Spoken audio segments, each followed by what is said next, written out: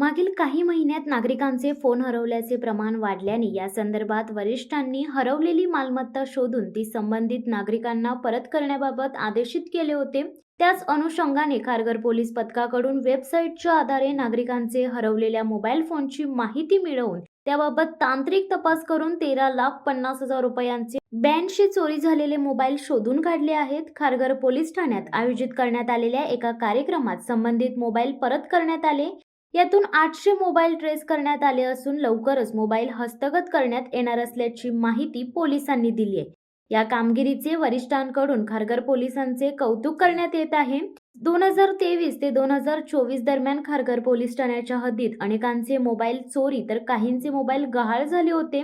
या प्रकरणी मोबाईल चोरीसह हरवल्याची नोंद करून पोलिसांनी तपास सुरू केला होता।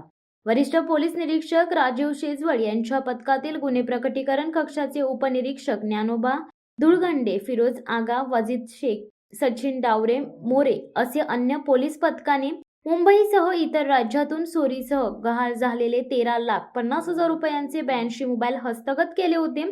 संबंधित मोबाईल त्यांच्या मूळ मालकांना पोलीस ठाण्यात बोलावून परत करण्यात आले। यावेळी या मालकांनी खारघर पोलिसांचे आभार व्यक्त केले होते। इतर 800 मोबाईलची माहिती काढण्यात पोलिसांना यश आले असून लवकरच ते मोबाईल हस्तगत करून त्यांच्या मालकांना परत करण्यात येणार असल्याचे वरिष्ठ पोलीस निरीक्षक राजीव शेजवळ यांनी सांगितले।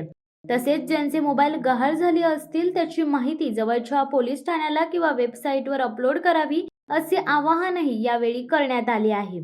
शिवसत्ता टाइम्ससाठी दीपक कांबळे, नवी मुंबई।